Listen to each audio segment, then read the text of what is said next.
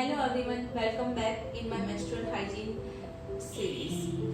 Today, આજે આપણે લોકો menstrual hygiene વિશે જાણીશું. તો menstrual hygiene સૌથી પહેલા કે ક્યારે મનાવવામાં આવે છે? તો menstrual hygiene day એટલે કે ઇન્ટરનેશનલ menstrual hygiene માસિક સ્વચ્છતા દિવસ 28 મે મનાવવામાં આવે છે. કેમ 28 મે? તો જીનોવાના એનજીઓમાં 2013માં આ માસિક સ્ત્રાવ સ્વચ્છતા દિવસની ઉજવણીનો પ્રથમ વખત સ્ટાર્ટ કરવામાં આવી.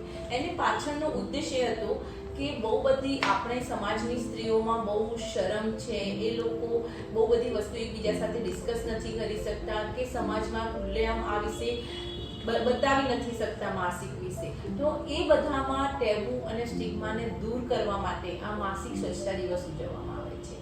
28 મે એટલા માટે કે નોર્મલી માસિક 28 દિવસની સાયકલ હોય છે, એટલે કે 28, અને જનરલી મોટા ભાગની સ્ત્રીઓમાં એ 5 દિવસ રહે છે, એટલે કે 5, એટલે કે 28 મે રોજ આ માસિક સ્વચ્છતા દિવસ ઉજવવામાં આવે છે. નોર્મલી હાઇજીનમાં શું પગલાં લેવા જોઈએ? તો જ્યારે સ્ત્રી માસિકમાં હોય ત્યારે એને 1 થી 2 વખત દરરોજ સ્નાન લેવું જોઈએ.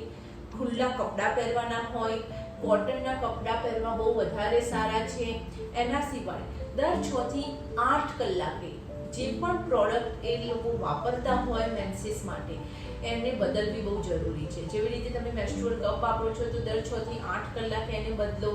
તમે પેડ વાપરો છો તો દર 6 થી 8 કલાકે બદલો, કે પછી તમે ટેમ્પોન કેવું વાપરતા હોય તો દર 4 કલાકે બદલવું જરૂરી છે. આ ઉપરાંત તમને જો માસિકમાં બહુ તકલીફ થતી હોય, બહુ પ્રોબ્લેમ થતા હોય તો તમે યોગા કરવાના ચાલુ કરો. યોગા કરવાથી બહુ બધા પ્રોબ્લેમ, દુખાવો ઓછો થઈ જાય છે. વધારે પાણી પીવું એટલે કે હાઇડ્રેશન રહેવું બહુ જરૂરી છે, અને સારા ડાયટની પણ બહુ હેલ્ધી ડાયટ લેવું બહુ જરૂરી છે. Thank you.